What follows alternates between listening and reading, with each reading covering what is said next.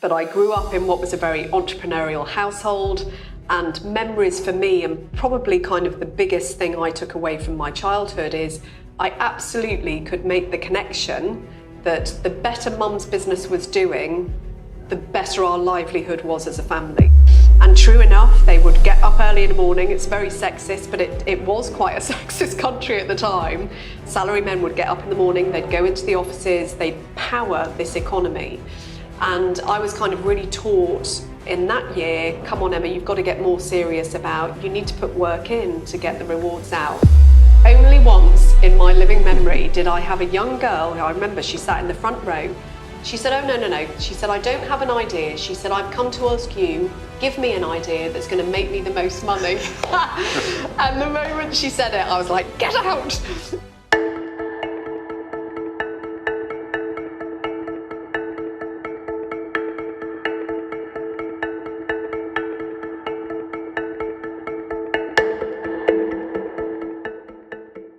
Hi, I'm Richard, and today I'm here with Emma Jones, founder of Enterprise Nation, author of a number of startup small business books, including Working 9 till 5 and Startup Kit, and as of last year, awarded the CBE for services to small business and entrepreneurs, somebody I've admired for many years. Thank you for joining us, Emma. Thank you for having me, Richard. Lovely to be here.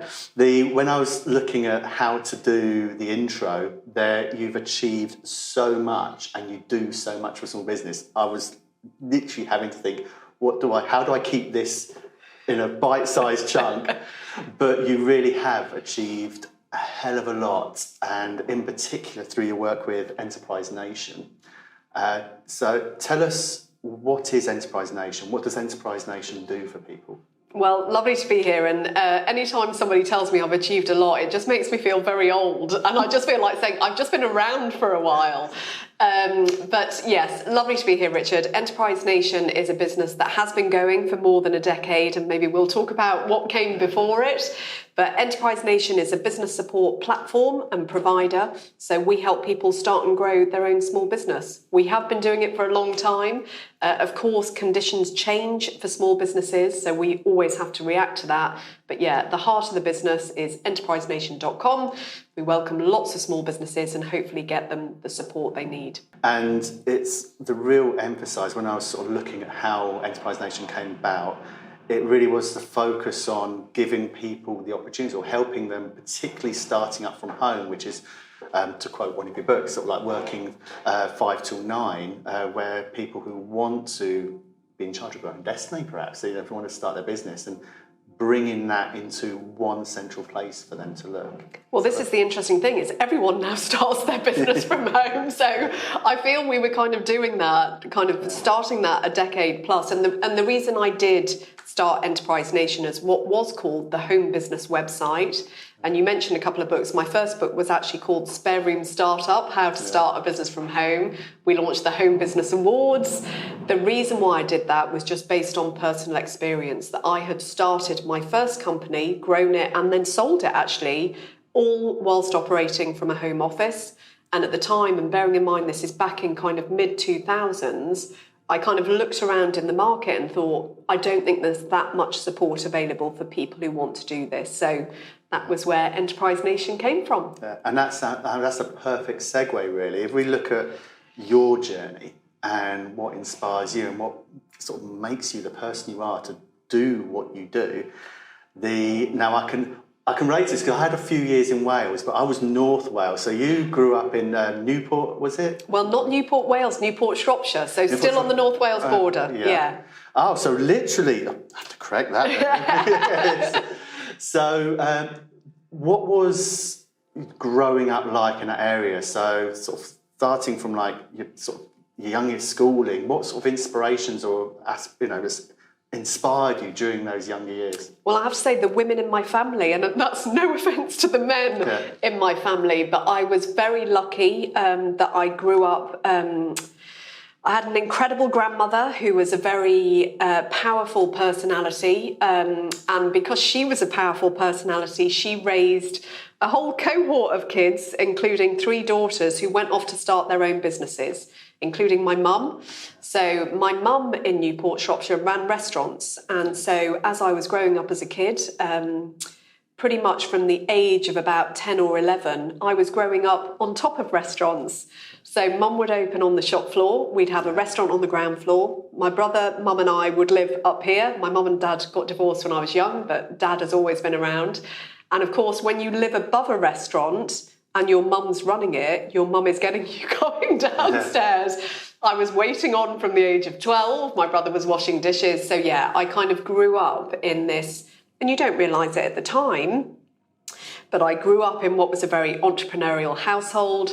And memories for me, and probably kind of the biggest thing I took away from my childhood, is I absolutely could make the connection that the better mum's business was doing, the better our livelihood was as a family. So I would come home from school, and my brother, who's now become a very successful accountant, we would sit round the dinner table and mum would take us through the figures. We'd kind of say, what were the takings today? So she was giving you effectively business lessons on how to run a business at that young age. But it wasn't in a forced way. And maybe that kind of comes across and people think, what a weird childhood that you were talking about the business takings. It was just a natural thing that my brother and I would come home. We'd be like, hey, mum, how was your day? Was it busy in the restaurant?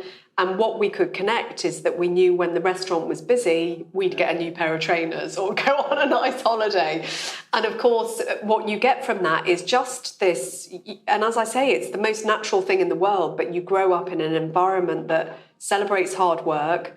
All you know is building your own livelihood. And therefore, I did get jobs when I left university. I had one job with a company, but ultimately kind of self-employment was all I knew. Yeah, and I don't, for me, I don't take that as being forced upon. When you talk about sort of showing how the business actually functions, I see that as quite a really inspirational way to encourage and sort of show your children how business works, so that opportunities, which clearly happened for you, is there for them. So it's really interesting, actually, when Enterprise Nation did start, and as you say, it was very focused on people starting businesses from home. One of the things I would talk to government about a lot is if you have parents who are starting businesses from home and the kids are picking up the phone at the weekend saying, hello, company ABC, how can I help you?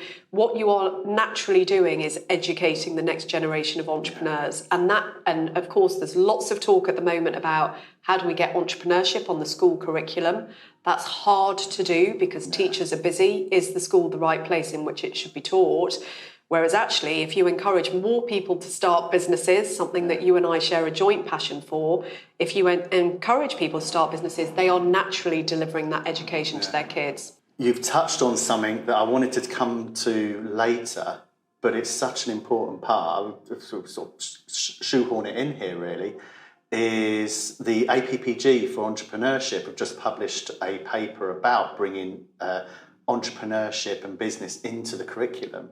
And we know, because UKBF have done some research into this, that through some Freedom of Information Act and data that we have, about 10,000 people of school age start a business every year. And by school age, I'm defining that as somebody who you would naturally expect to go on to sixth form and college, so 16, 17 towards 18.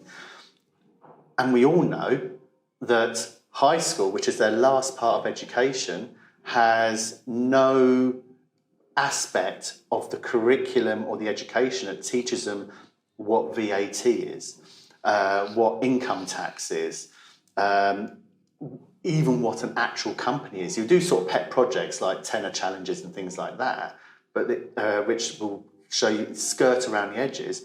But we've got 10,000 people a year in this country who are starting a business with absolutely no training and teaching of what they're actually going into.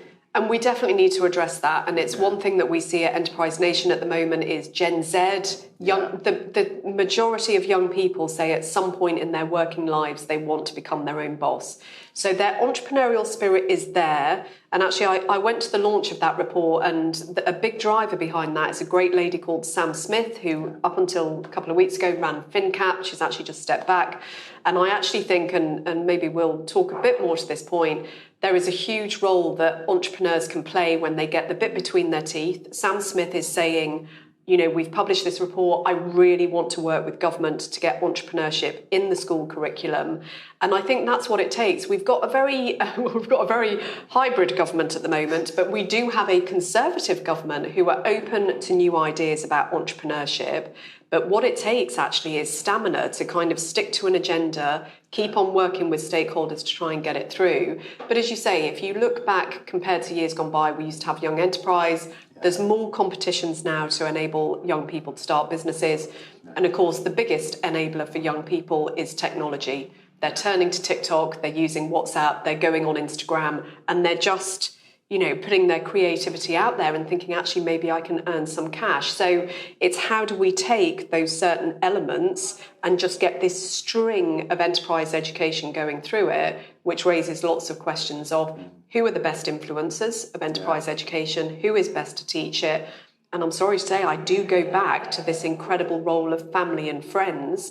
Yeah. If you grow up as a kid and you can see people around you who look like you, who've started and grown businesses, it is still much more likely that you will do the same thing because it feels normal. So the more we can grow the small business population, we'll be doing a great thing because the more that people will start their own. I feel a webinar or a session coming on to cover this because we are touching on a subject that we're both very passionate about. We both get involved in education and supporting some people. I do see something in the making there to try and to push this through. But what I'd like to do, I'd like to talk about you some more and really sort of what your journey in entrepreneurialism. You was really inspired by your mum and running her own business. You got really involved in that, and I'd say sort of lit the fire. You then went into university, studied law and Japanese. Correct. And then moved to Japan. So what inspired those steps? And what I'd like to ask is, at that point of going to university and then going to Japan, was you already having the mindset and thoughts of, I'm going to run my own business? Well, my first business was created in Japan, so I definitely kind of had those thoughts. But yeah, just a tiny backtrack to why law and Japanese. So this kind of entrepreneurial mum that I had worked really hard to put me in a fee-paying school. So I went to a girls' school called Shrewsbury High School, had an amazing education, but actually it got to sixth form and my mum was like, actually, Emma, I think you're getting a bit too snobby and self-entitled. So she was like, I'm going to pull you out of that school. And essentially she felt that I should have more diverse influences around me. So again, and I think people in business quite often use the word luck, but I was very lucky that I got a scholarship to go to an international college, which was in Shropshire, in a place called Acton Burnell, an amazing place called Concord College. And so I went there to do my A-levels, and of a school population of over 200 students, there were only 4 British people, of which I was one. And all of a sudden, my eyes were opened up to this incredibly cosmopolitan, global culture. I was secretary of the International Society. I ran events with the Greeks and all of the Middle Eastern community. And I had wanted to go to university just to do law. But at the time, the Japanese economy was really starting to take off. There was a very strong Japanese community at Concord in my college. And I thought, actually, this Cardiff University had introduced this new course of law and Japanese. And from a business perspective, I thought, actually, won't I be a more rounded person if I do the strict discipline of law, but if I add on this kind of linguistic capability in an economy that's growing, surely that will be good for me. So I got into Cardiff to do law and Japanese, and actually my move to Japan was my 3rd year of that course. Right. So I went, I lived with a real Japanese family, most incredible experience. And actually, my first couple of years at university, I probably played a bit too hard. And so what my year in Japan taught me is I went to a country where work ethic was insane. Yeah. And again, this was at the time, this was late 90s. This was at the time when the Japanese economy was roaring. And you had this concept of salaryman, so, the salary man of Japan. And true enough, they would get up early in the morning. It's very sexist, but it was quite a sexist country at the time. Salarymen would get up in the morning, they'd go into the offices, they'd power this economy. And I was kind of really taught in that year, come on, Emma, you've got to get more serious about, you need to put work in to get the rewards out. But during that year, I started a school teaching Japanese kids how to speak English. So that was my first business. And yeah, I kind of came back, finished off my degree, and then took my first job, which was still relating to Japan. So worked for a company called Arthur Andersen, helping Japanese companies move into the UK. But yeah, each of those kind of life experiences, you kind of have this entrepreneurial foundation. Then I kind of played around a little bit too much while I got the freedom of university. And then you go to a country like Japan where you just see, you know, the benefit of having structure, dare I say, an economic plan, which they had for their country. And you've got to put the elbow grease in to make it work. I've seen that in the limited experience I've had in China, very similar work ethic. It is like work and social home are so intertwined because it's all about building your success in the building yourself up. For me, it was inspiring to see that Eastern culture myself. But I was only like we're talking about a month as opposed to a year. But when you came back to the UK and the first job you took, which was around inward investment, am I correct in saying that your experience there and working there? And I'd love to know what it was about the .com sort of boom that really sort of got your engine running and sort of thinking about your next business, because they're related, aren't they? They are, and it was an amazing time. So yeah, I started with Arthur Andersen, started in this team attracting Japanese inward investors. And again, I spent 5 years at Arthur Andersen, and many of your listeners and viewers may not have heard of Arthur Andersen, but when I joined, it was the world's leading and largest professional services organisation, now known as kind of one of the big 5 accounting firms. And it was the most incredible grounding for me to then start my first business because, you know, and I still remember it now, we kind of were inducted into Arthur Andersen.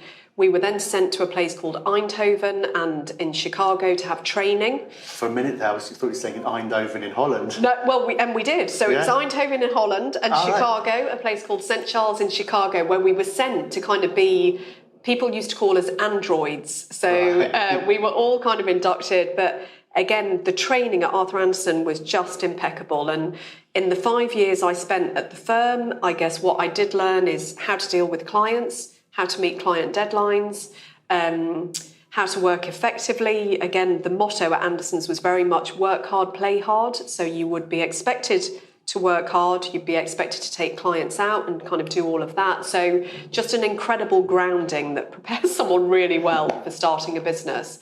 But 5 years into Anderson's, I'd started in the London office, moved to Leeds to then open up an inward investment unit, and then I was in the Manchester office.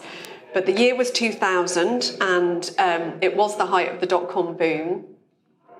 And I would sit in the Anderson's Manchester office each morning reading the Financial Times, and every day I was super inspired by people raising money, starting .com companies, changing the way in which things were done. I was reading lots of books around the .com, an incredible one written by Kevin Kelly, which was kind of the thing that helped me start my first business. And essentially, I just kind of read all these stories and thought, I feel incredibly inspired to do this myself. So I went to see my boss at Anderson's and I said, look, I'm going to take what I do here, which was inward investment, and I want to put that online. I want to become a .com entrepreneur. And Anderson's were great. My boss at the time, he then said, okay, I'm going to help you raise money for this company.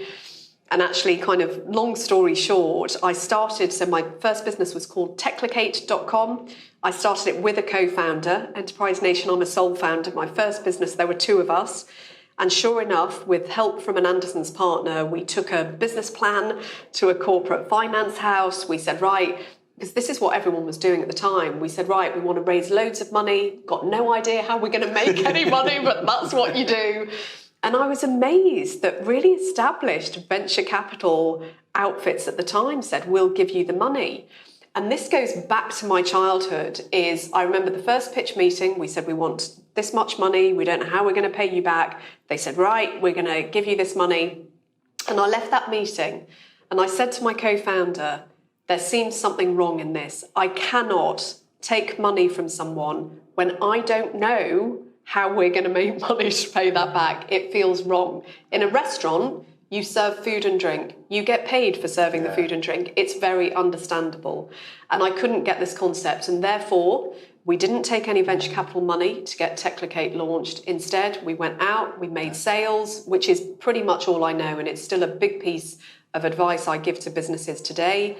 I know lots of people go out and raise money very early, but I am still a huge believer in come up with a product or service that somebody will pay for and build your business through sales, because I feel that creates a stronger business. So we started Techlicate.com by selling what we had, and pretty much within 15 months, we had an acquisition approach. So that first business was a 2-year story of start, scale, and within 2 years, I sold.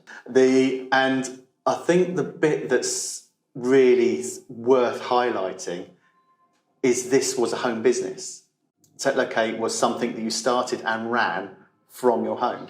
Absolutely. And I still tell this story to today, because I think it's one thing that anyone who has worked in a corporation and then starts their own business needs to be aware of. Is I always remember I left Arthur Andersen on the Friday, rocked up in my spare room in my Manchester flat on the Monday morning, and I'd bought this cheap laptop to get the business started, because we started it on a budget because we didn't raise money. You know, I went to Manchester Library to get free internet access. I bought a cheap laptop. We were starting on a budget. And I opened this laptop and my co-founder hadn't yet left his work. So I'd left my job to start it. He hadn't yet left his work. And so I was on my own kind of starting out. So I was doing research. Anyway, something went wrong with the laptop. And I instinctively picked up the phone, dialed 121, which is what we used to dial at Anderson's for tech support. And as I picked it up, I was like, no, that's not there anymore. And you just have to, all of a sudden, you go from this, having this wonderful infrastructure of support, and then you're on your own. But of course, that's part of the beauty of starting and growing your own business. You have to learn it all. And maybe we'll come into tips, but just kind of, again, advice we give to business owners is at the beginning, you have to learn it all and you have to do all of those things. But advice I do give is as soon as you possibly can, bear in mind this concept of focus on what you do best and outsource the rest. So as budget is coming in, focus your time on the thing you do really well in the business and hopefully hire or contract with others to do the bits that are not your strong suit. You obviously, it's sold. What was life like in the journey then? Because having had a sale, I can imagine that's euphoria. But you have commitments that goes with a business sale. And then you move towards and eventually launched into Enterprise Nation. So what was that life journey during those times? It was really interesting, actually. So we sold to a company called Tenon. They're now called RSM Tenon. And when Adam and I sold, we had what was called an 18-month lock-in clause. So Tenon said, right, we'll buy, but you have to stay with us for 18 months. So I became a director at Tenon. And I really tried to kind of get into the kind of whole, right, we're now part of the Tenon family, buy into this. But again, for your listeners and viewers, they'll understand this. Once you've started your own business, it's then really hard to go and work for somebody else. So for that 18 months, I had a boss all of a sudden, which is always difficult to deal with. Even though, as my investor said to me the other day, Emma, everyone always has a boss. It just depends on who it is. So I spent 18 months essentially working the day job. I delivered what I needed to do for Tenon, but I spent nights and weekends thinking, what shall I do next? And throughout that period, my co-founder with Techlicate.com, great guy called Adam Breeze, I pitched him loads of ideas and I kept on going back to him saying, we can do this next. What about this next? And I remember again, I was still living in Manchester. I would meet him in multiple coffee shops around Manchester and say, right, this can be our next idea. And he didn't like any of them. And so you really had the bug. You was like, I'm going alone again. I knew that, and pretty much the day my lock-in clause came to an end was the day that I left to start Enterprise Nation. And just a little segue into Enterprise Nation in terms of where that came from, and it gives a hint in terms of the name, is I read an incredible book during this 18 months called Free Agent Nation, written by an amazing author called Dan Pink. He's still a very prolific author. And essentially what this book charted was the rise of the self-employed in America. So what Dan was looking at is loads of people are going self-employed, but does America count this economy? Does it service it well? Is there enough support for these people? What does the future of tax look like if you've got lots of people starting businesses? And I read this book and I was like, oh my goodness, this is going to happen in the UK. People are going to start businesses in the UK because they're going to want all these things that Americans want, like freedom and flexibility and be able to earn on their own terms. So I read the book, I bought 10 copies, posted it to kind of my nearest and dearest and said, you have to read this book. I got Dan Pink over to come and speak in the UK. And essentially what came from that is I thought I want my next business to help people to start and grow their own businesses because I think it's going to be big business. So of course the name Enterprise Nation comes a little bit on the coattails of Free Agent Nation. Yeah. I picked up on that and I thought that was interesting, both inspiration for the idea itself and from your own experience, but also the name that came from it.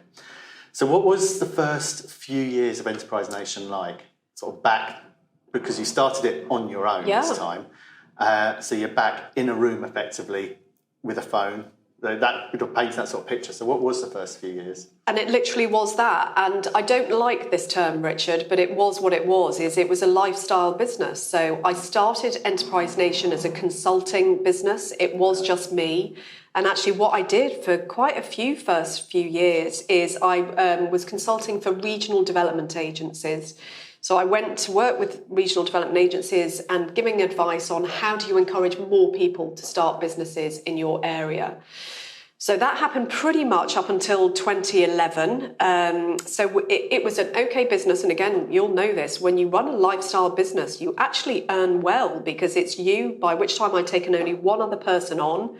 We were earning decent money. That was coming to me because I didn't have big overheads. Anyway, we'll come on to current day where it's very different.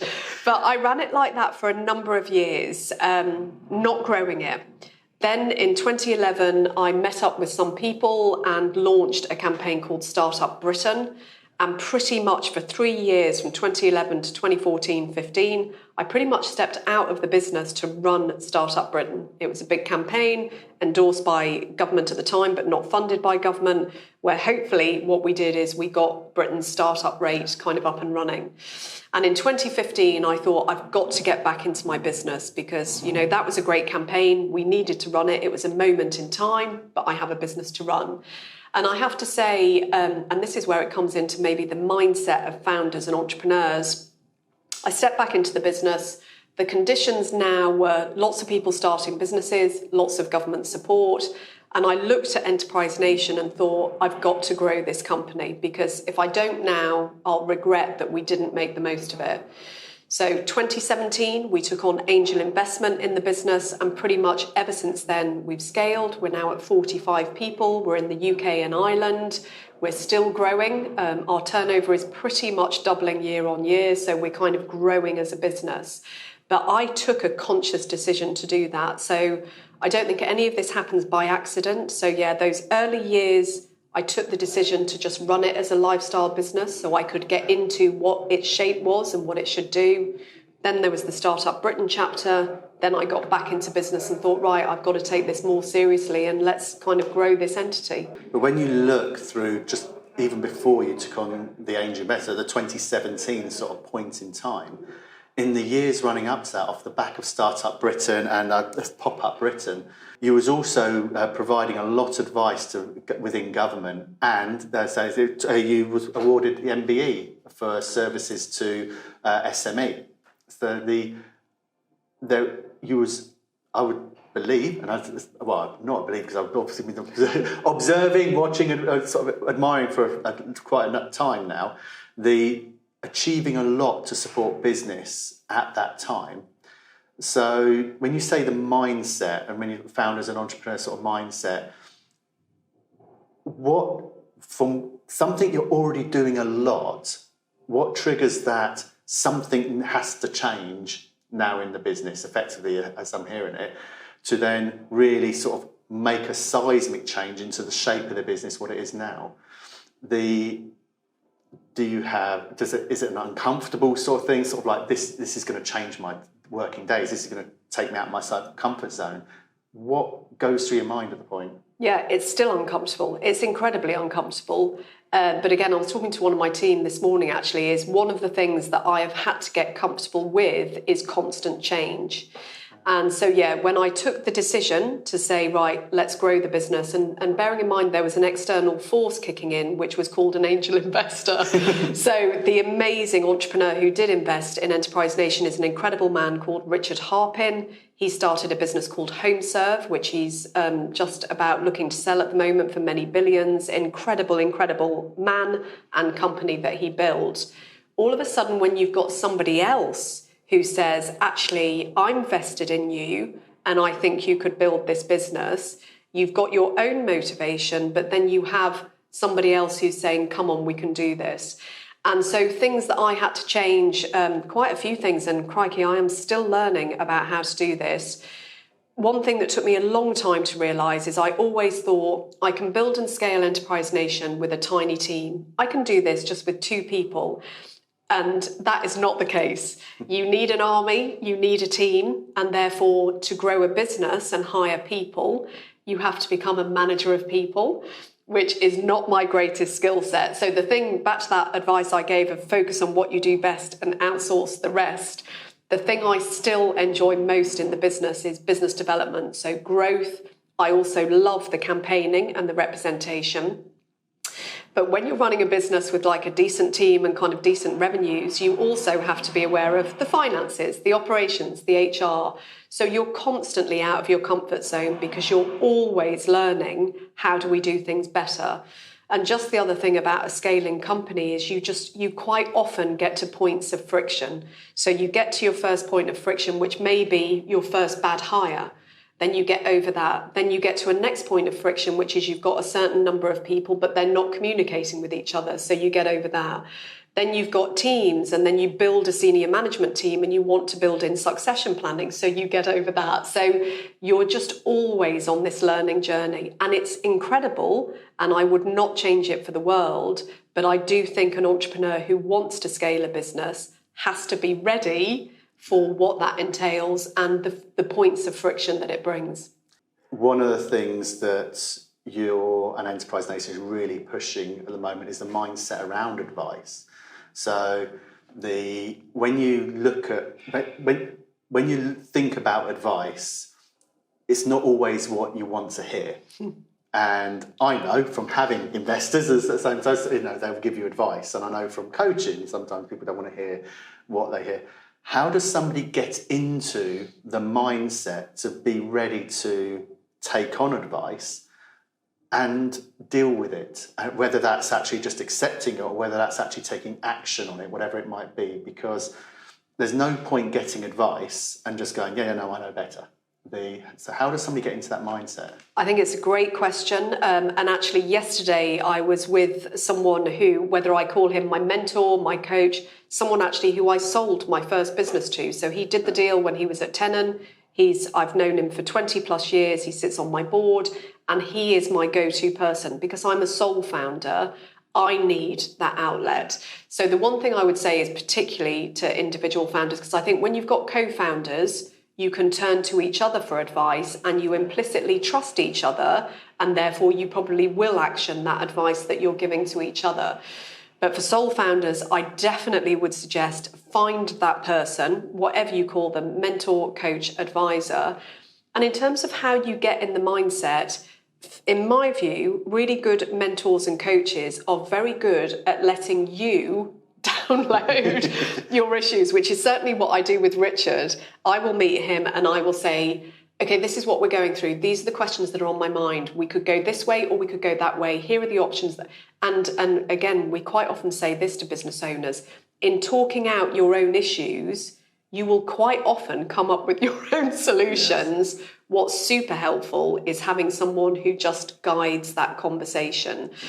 But there are different types of advice. And again, something we talk about a lot at Enterprise Nation is surround yourself with all of it. There are some people who will just tell you what to do. So for instance, we're currently changing our EMI scheme within Enterprise Nation. I have gone to our accountants and said, tell me how I do this. So in that kind of advice, someone needs to just tell me what to do. There's other bits of advice where you as the founder need to figure it out yourself. But what's super helpful is having that mentor, coach, guide who helps you just articulate that in your own way. Yeah, that's fantastic advice.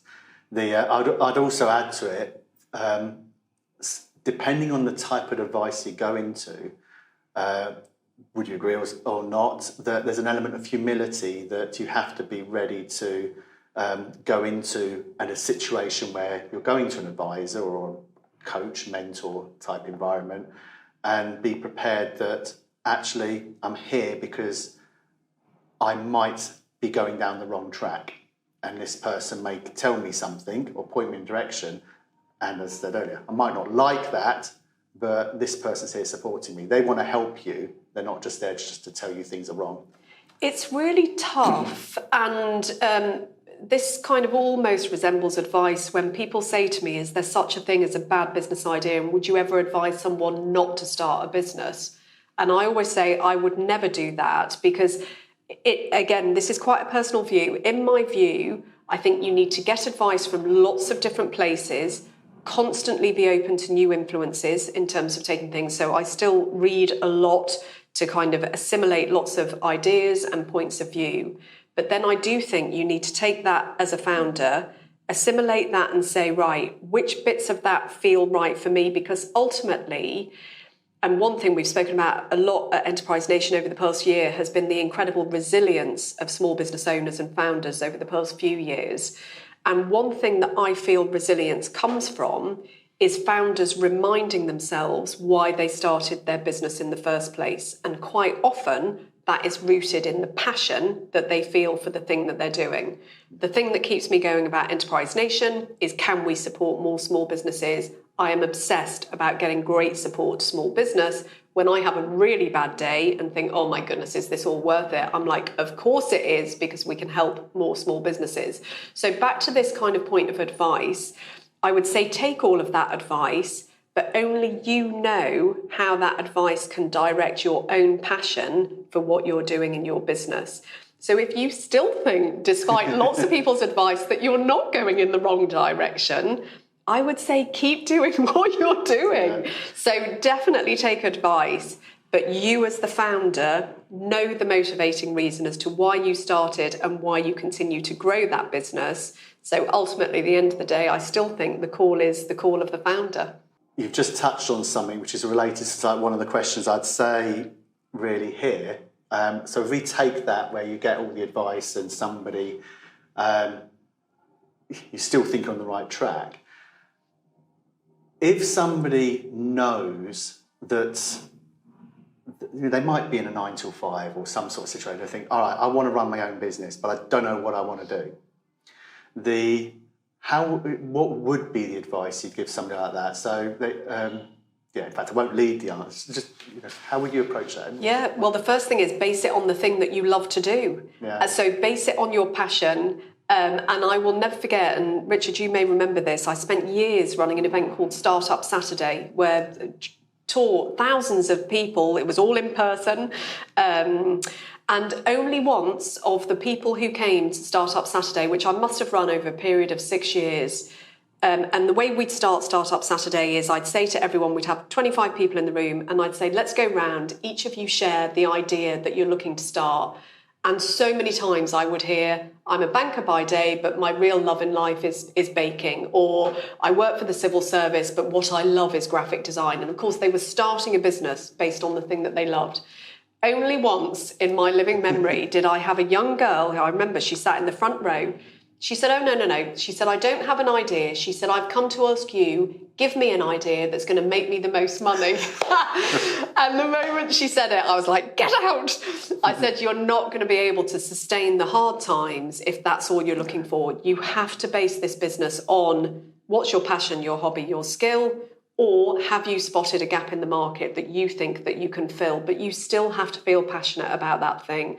And as I say, the past couple of years that we've had so much turmoil for small businesses and everyone, but the thing that has kept small businesses going is, why did I do this? Oh, because I love it, because I've seen a wrong in society that I want to right, or I love the product that I'm producing. That's the thing. That passion is the thing that keeps you going. I'm going to quick fire a couple of questions just to sort of wrap up on. Okay? So one of your books is Spare Room Startup, and in there you talk about dispelling myths of running a home business.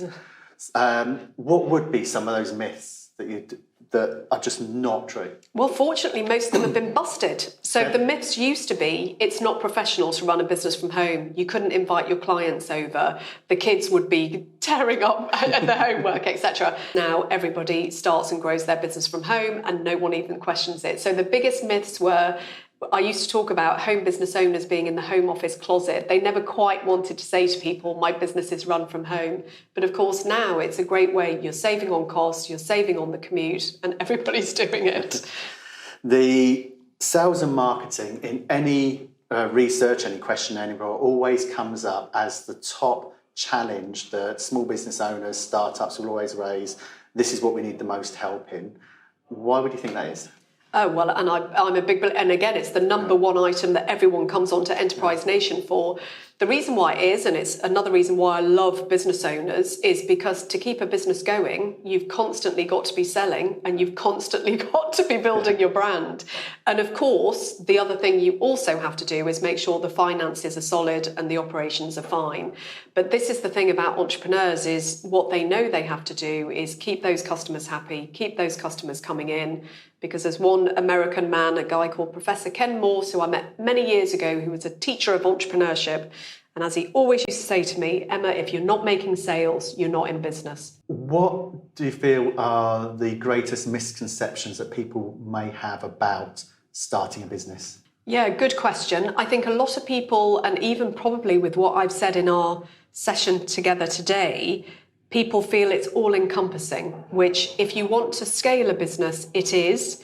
And therefore, the one other thing I would just say is what we're also seeing incredibly popular at the moment is the rise of the side hustle. So if you feel, I would love a bit of freedom and flexibility and I want to do my own thing, but I don't necessarily want to grow it to have UK and Ireland offices and 45 people, you don't have to do that. So many people start the business nights and weekends and they keep it on the side.